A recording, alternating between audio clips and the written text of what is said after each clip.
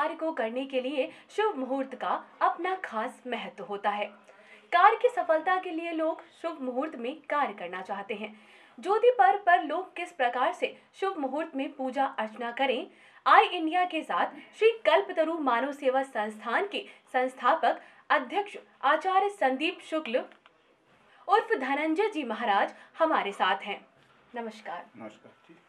हम उनसे जानेंगे कि दिवाली, गोवर्धन पूजा और भैया दूज पर कौन कौन से शुभ मुहूर्त हैं और वो कैसे पूजन करें कि उनके घर में अपार धन लक्ष्मी और सुख संपदा की प्राप्ति हो सके। तो पंडित जी, हम सबसे पहले आपसे ये जानना चाहेंगे कि दीपावली पर गणेश लक्ष्मी पूजन के शुभ मुहूर्त क्या क्या हैं? जी हाँ, इस बार दीपावली पूजन के शुभ मुहूर्त 3 निकल रहे हैं जी। और दीपावली का जो पूजन होता है वो विशेषतः स्थिर लग्न में किया जाता है, क्योंकि स्थिर लक्ष्मी की कामना सभी को होती है।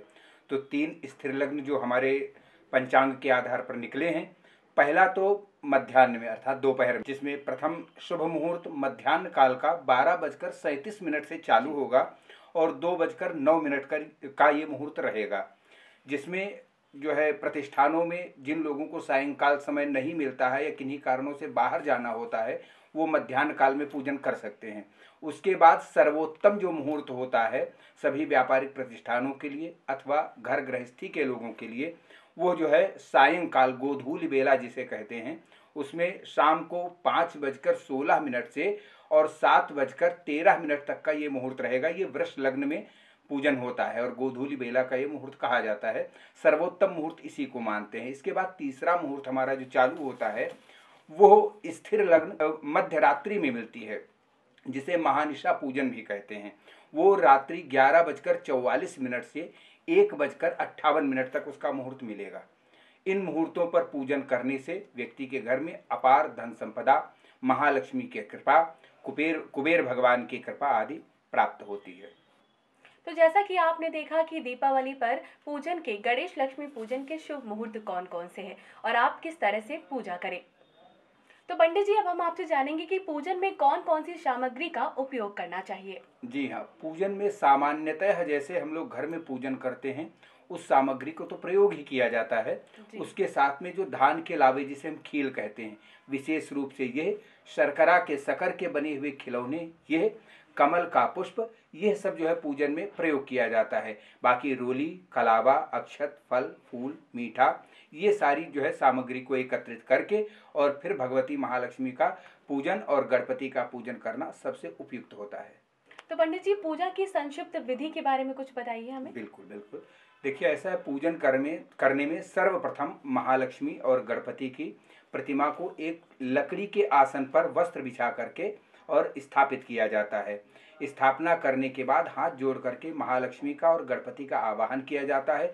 भगवती लक्ष्मी हमारे घर में निवास करें, गणपति रिद्धि सिद्धि के सहित हमारे यहाँ निवास करें, ऐसा जो है मन में कामना करते हुए उनका आवाहन किया जाता है। कहीं कहीं पर लोग कुबेर का भी पूजन मूर्ति रख करके करते हैं। यदि कुबेर की भी मूर्ति लाई गई है, उसको भी साथ में रख करके उनका आवाहन और पूजन किया जा सकता है। सर्वप्रथम आवाहन के बाद ध्यान, स्नान, जल से स्नान, पंचामृत से स्नान, फिर वस्त्र जो उनके लाए हुए हैं उनको पहना दें अथवा कलावा जिसे मोली भी कहते हैं उसको जो है समर्पित कर दे। उसके बाद रोली, चंदन, सिंदूर, लाल चंदन आदि से भगवती महालक्ष्मी का पूजन, पीले चंदन से रोली, अक्षत आदि से गणपति का पूजन और कुबेर का पूजन, इस प्रकार से पूजन की विधि होती है। उसके बाद धूप, दीप, नैवेद्य जो मिष्ठान लाए हुए हैं वो उनका जो है भोग लगाना चाहिए। फल और दक्षिणा निवेदित करके भगवती से प्रार्थना करनी चाहिए कि भगवती हमारे घर में धन धान्य आदि के सहित आप पधारो और हमें अपने आशीर्वाद से अभिषिंचित करो। पंडित जी, हमें ये बताइए कि हमें पूजा करते समय किस दिशा में बैठकर पूजा करनी चाहिए। देखिए, सामान्यतः पूजन की दिशा पूर्व में ही निर्धारित की गई है, परंतु यदि किसी कारणवश पूर्व दिशा नहीं मिल रही है, स्थान का अभाव है, ऐसी परिस्थितियों में पश्चिम दिशा को भी मुख कर सकते हैं अथवा उत्तर दिशा में भी मुख कर सकते हैं। क्योंकि पश्चिम दिशा वरुण की मानी गई है, उत्तर दिशा कुबेर की मानी गई है, पूर्व दिशा इंद्र की मानी गई है। इन दिशाओं में पूजन करने से पूजन करने वाले व्यक्ति को बहुत लाभ होता है। दक्षिण दिशा में मुख करके पूजन करना उत्तम नहीं माना गया, क्योंकि वो यम की दिशा मानी गई है। तो जैसा कि पंडित जी हम जानते हैं कि इस प्रकाश पर्व पर गणेश लक्ष्मी के पूजन की एक महत्वता है, तो इसकी क्या महत्व है? गणेश लक्ष्मी का पूजन क्यों किया जाता है? जी हाँ, देखिए ऐसा है, एक बार लक्ष्मी जी ने जी। पार्वती जी से गणपति जी को पुत्र के रूप में मांगा था। तो पार्वती जी ने एक दिन और रात्रि के लिए गणपति जी को, लक्ष्मी जी को पुत्र के रूप में प्रदान किया था। तब से जो है उसी रात्रि को ये जो है महालक्ष्मी और गणपति का साथ में पूजन होता है। अन्य जगह आप देखेंगे पूजन लक्ष्मी और नारायण का होता है, परंतु दीपावली के दिन चूंकि पार्वती ने गणपति को, अपने पुत्र को, महालक्ष्मी को दिया था, इसलिए उस दिन जो है गणेश और लक्ष्मी की पूजा होती है। अच्छा पंडित जी, ऐसा देखा जाता है कि गणेश लक्ष्मी जी के साथ कुबेर का भी पूजन किया जाता है, तो जी हाँ, इसका क्या महत्व जी है? हाँ, जी हाँ। पूजन ऐसा होता है कि लक्ष्मी जी का पूजन प्रायः धन के लिए लोग करते हैं, और धन के जो है स्वामी कुबेर को माना गया। धन का जो भंडार होता है, भंडार के रक्षक कुबेर जी को माना गया। धनाध्यक्ष भी कहा गया, कुबेर का एक नाम धनाध्यक्ष भी है।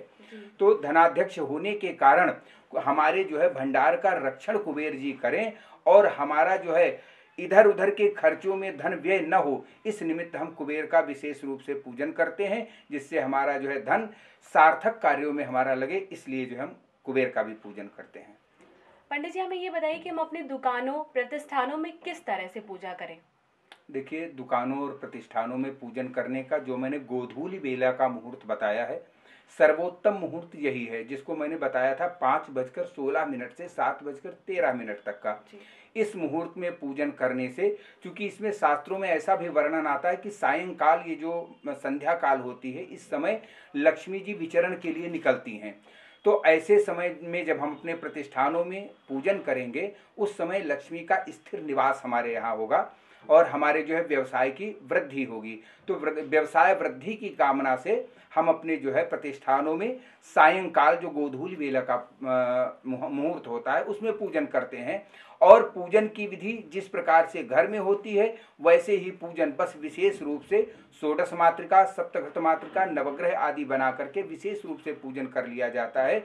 घरों में विशेष रूप से ऐसे पूजन करने का विधान नहीं है, मात्र लक्ष्मी, गणेश, कुबेर का पूजन करना चाहिए।